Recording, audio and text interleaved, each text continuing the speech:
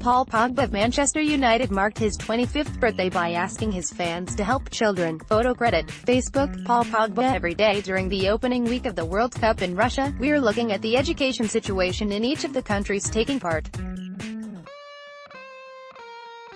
Today it's Group C. Every 4 years, the eyes of the world are focused for a month on the Football World Cup. It's a chance for people to see games featuring countries they may not know much about.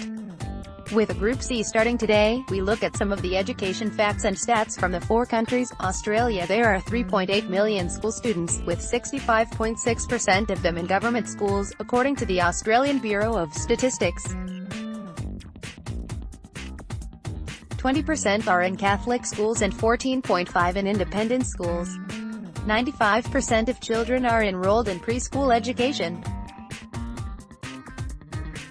In the Indigenous, Aboriginal and Torres Strait Islander populations, 59.7% of those aged 15 to 18 were attending school in 2016, up from 51.2% in 2011. Issues and reforms. A report in 2016 warned that Australian schools are in deep trouble, and high school students were lagging behind global standards. Star fact: Tim Cahill, who has scored at 4 World Cups, has been an ambassador for UNICEF. He said, "Football has been the catalyst for huge change in my life and millions of children's lives around the world."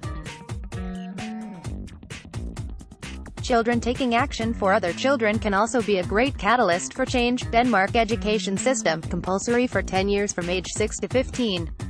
Pre-primary enrollment, age 3 to 5, 93%. Primary school completion, 100%.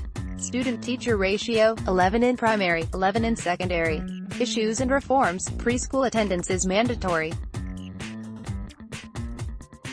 Danish students spend more hours in the classroom than those in any other OECD countries, according to a 2015 report.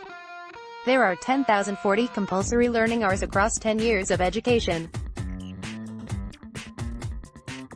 Star fact: Leicester City keeper Kasper Schmeichel donates 1% of his salary to the Common Goal charity, which helps underprivileged people around the world. It supports sustainable development goals on education and gender equality.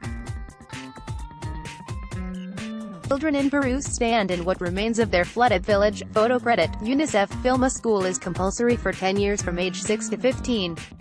France spends 21% of its annual budget on education. Children get every Wednesday afternoon off school. Every secondary student has to take philosophy classes in their last year. Foreign languages are introduced in elementary school. France is to lower the compulsory school starting age from 6 to 3, but only 2.4% of children are not already doing so.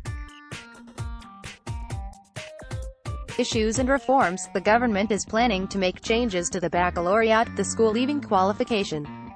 France was the first of the UN Security Council's permanent members to sign the Safe Schools Declaration, calling for an end to attacks on schools or use of them for military purposes. Star fact: Manchester United midfielder Paul Pogba made his 25th birthday in March by asking his Facebook fans to donate to save the children.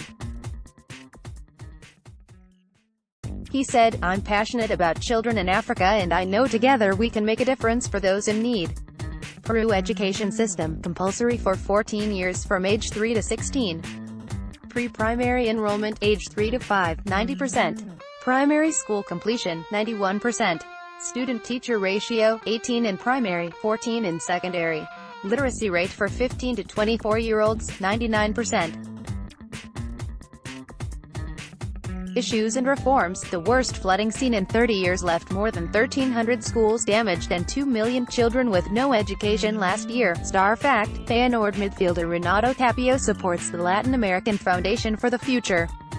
It highlights sexual violence against girls and women in a country where every day 4 girls under the age of 14 become mothers.